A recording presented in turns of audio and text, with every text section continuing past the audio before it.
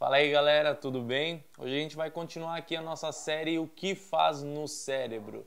Nessa série de vídeos eu tento trazer alguma substância muito conhecida ou muito utilizada por nós seres humanos e explicar como que funciona essa química dentro do nosso cérebro, o que causa as reações da utilização desse tipo de substância e também, é claro, quais são os riscos e quaisquer outras curiosidades que possa ter sobre esse assunto. Eu já gravei sobre maconha, sobre cafeína e hoje a gente vai falar de álcool. O que acontece no seu cérebro quando você toma aquela cervejinha, uísque ou vinho. Então, se você quer entender o que o álcool faz no seu cérebro, é só acompanhar esse vídeo aqui que você vai entender tudo. E se você ainda não me conhece, o meu nome é Kelvin Corrêa e eu sou especialista em neurociências e comportamento humano. E aqui nesse canal eu trago conteúdos sobre emoções, sono, hábitos, autoconhecimento e tudo mais o que tiver a ver com o seu cérebro e o seu comportamento. Bom galera, cada substância tem aí as suas crenças, o seu senso comum do que é conversado no dia a dia e é claro que com o álcool não seria diferente. E eu achei muito importante, muito interessante eu me aprofundar e trazer esse tipo de conteúdo aqui para vocês, porque especialmente no Brasil a gente tem algum valor até cultural em relação à bebida, em relação ao álcool, então esse é um assunto muito relevante para a gente tratar. Como vocês podem ver nesse gráfico que eu estou colocando aí na tela para vocês, cerca de 39% da população faz o uso relativamente frequente de álcool, variando ali de usuários um pouco mais ocasionais, de 1 a 3 vezes por mês, até os casos de uso mais pesado, como de consumir várias vezes na semana em quantidades bem altas.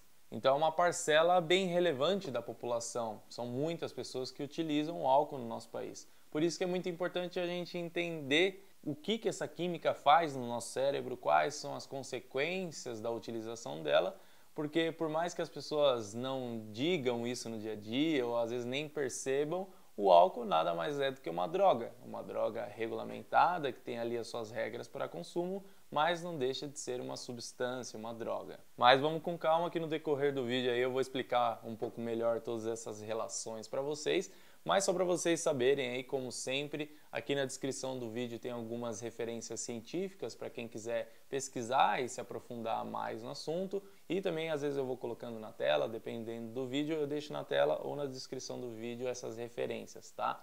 Mas se você já me acompanha, você sabe que não precisa se preocupar, se você não é dessa área de estudos, é só ficar aqui no vídeo que você vai entender tudo certinho e não esquecer de se inscrever no canal, porque se não se inscrever você não vai conseguir entender. Então se inscreve aí, bora lá! O que será que acontece quando você resolve ir no happy hour da empresa ou na formatura daquele seu primo e acaba tomando todas? De maneira bem direta, o que acontece quando você faz a ingestão do álcool é uma inibição do seu sistema nervoso central, basicamente como um todo. Que para não ficar muito complicado, você só precisa lembrar que você inibe, você reduz a atividade do seu cérebro, tá? Mas provavelmente você está pensando aí já, né? Como assim inibe o meu cérebro? Quando eu bebo eu fico tudo menos inibido. Na realidade eu fico muito desinibido, certo? E é muito simples de se entender, eu vou explicar aqui no passo a passo. Quando você toma ali mais ou menos umas 4, 5 cervejinhas, ou essa mesma quantidade de algum destilado, daqueles copinhos de 40 ml, se você toma uns 4, 5 desses, o que acontece é que esse conteúdo ele vai ser ingerido e metabolizado do seu corpo até que o seu sangue chegue a uma cerca de 0,08 de concentração de álcool, que é o bastante para considerar a maioria das pessoas como bêbadas. Porém, essas moléculas de álcool começam a se ligar em algumas células que tem no seu cérebro chamadas de neurônios GABAérgicos. É claro que você não precisa se lembrar disso, mas esses neurônios GABAérgicos são os que liberam uma substância, um neurotransmissor chamado de GABA, que é responsável basicamente por diminuir a atividade do seu cérebro, fazer aquela inibição que eu falei e até quase que desligar algumas regiões dele. E eu sei que está um pouco abstrato falando assim, mas você vai entender 100% agora. A ação desse tal de GABA no seu cérebro, ele basicamente vai diminuir e afetar principalmente a ação da região do cérebro que eu mais falo aqui no canal, que é o seu córtex pré-frontal. E se você caiu de paraquedas aqui, ainda não sabe para que serve essa porção do nosso cérebro, ela é basicamente o gerente de toda a nossa cabeça.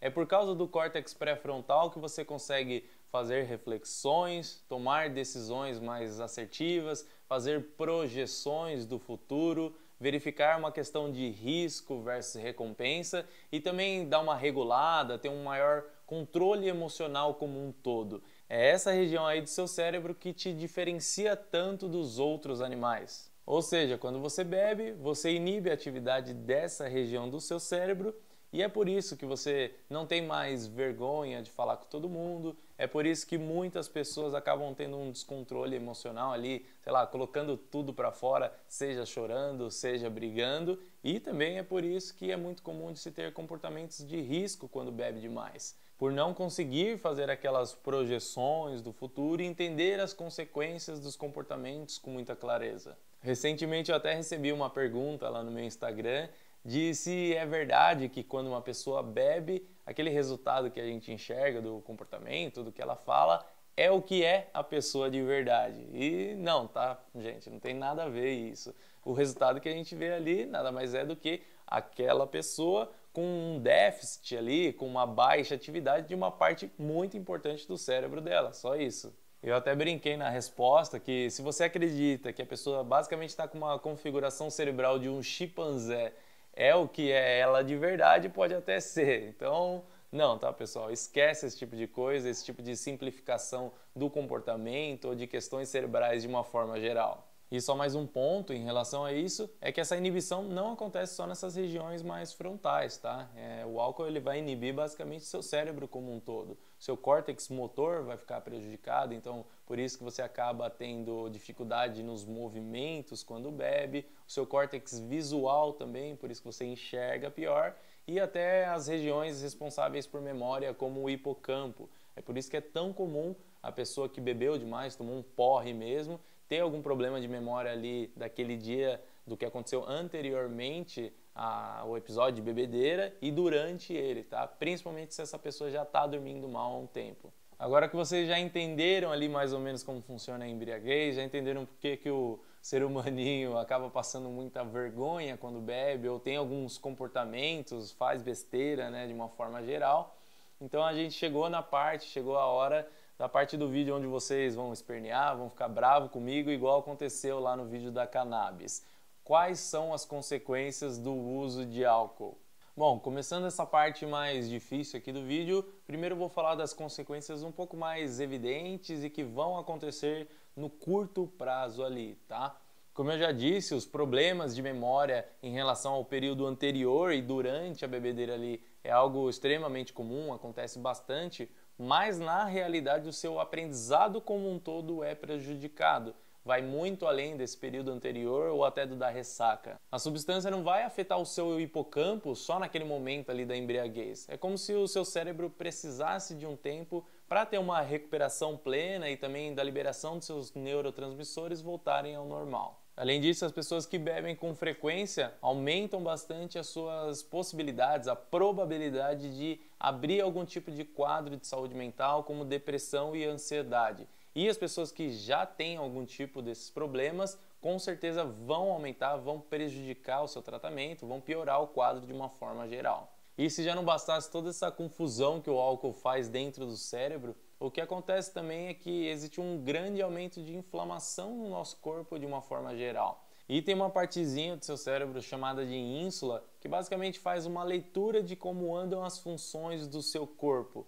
E se a resposta, o feedback que ela tem é muito negativo, ocasiona ali em várias alterações de humor, problemas de emocionalidade, o que vai prejudicar bastante esses quadros de saúde mental também.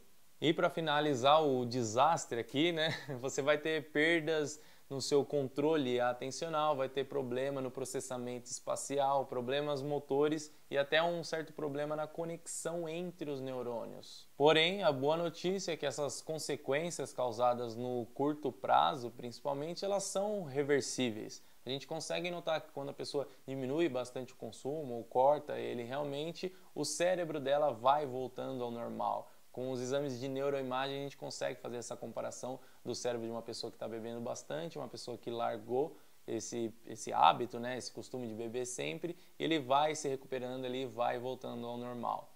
Já no caso dos usuários mais pesados e de longo prazo, né, como os alcoólatras de fato, além de todos esses problemas que eu já falei, claro que muito maximizados, a gente consegue enxergar também uma perda de massa cinzenta do cérebro.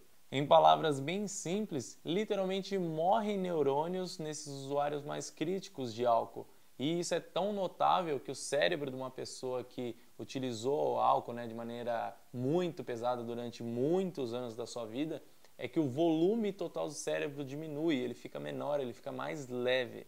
E por conta dessas perdas, a gente consegue enxergar também que existe uma superativação do cérebro como um todo, ou às vezes uma compensação ali de ativação em áreas que não deveriam estar sendo ativadas para determinadas tarefas, como uma certa compensação aí desses déficits, desses problemas cerebrais que essas pessoas têm. Realmente as consequências nesses casos mais graves, mais críticos do uso de álcool são muito sérias e na maioria das vezes são irreversíveis.